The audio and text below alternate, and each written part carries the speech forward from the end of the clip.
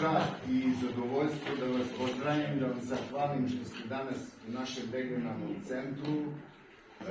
učesnici i polaznici ovog veoma važnog interaktivnog seminara koji treba da nam podigne nivo znanja i opšte kompetencije za finansijsko upravljanje i kontrolu kao jedne nove filozofije, pristupa i upravljanja i odnosa prema javnim sredstvima u našoj zemlji. Mi kao socijalna, društvena, rekao bih, nadgradnja i ljudi koji vode računa o sebi i o generacijama koje dolaze, imaju veoma značajnu i važnu misiju u transponovanju ove filozofije upravljanja i kontrole javnim sredstvima u našoj zemlji na generacije koje dolaze i na društvo uopšte. Zahvaljujući podršci gradonačelnika grada Novog Pazara i naše gradske uprave, našeg regionalnog centra,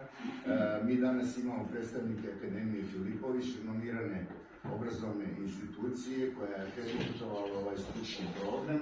i čast mi je da predstavim gospodina Bratislava Filipovića, vlasnika Akademije Filipović i njegove uvažene koleginice koje će danas zajedno s vama raditi na svemu onome što je sadržaj ovog veoma važnog seminara. Osjećajte se kao kod kuće, oni koji postaje neka je Mubarek Šeher Ramazan, oni koji ne postaje neka zajedno sa onima koji postaje uživaju u blagodatima današnjeg dana i mesa Ramazana, i ja vam želim ugodan boravak. Ja ću par reći, pošto naravno rekao sve što treba, da vas pozdravim, da se zahvalim još jednom lokalnoj samoupravi koja je prepoznala u stvari potrebe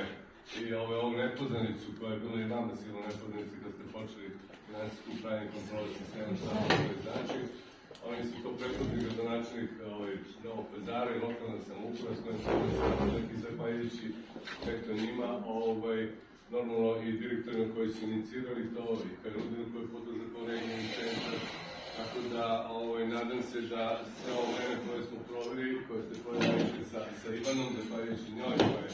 stručnjak iz oblasti, mogu da vam približi sve one, da kažem, finese koje su potrebne. Kao što reći, nova filozofija, nova nauka, nije nova nauka, ali nova filozofija koju moramo da pratimo. Ja se još jednom zahvaljujem, želim prijetan rad i sve ono što nije jasno, pitajte slobodno, tu smo da odgovorimo i da zajednički napravimo ono što morate svi da napravite, to je ta dokumentacija koja je obavezna u svaku ustanovu. Hvala još jednom, znači koleginica Ivana, dalje, a ja ću malo da budem tu.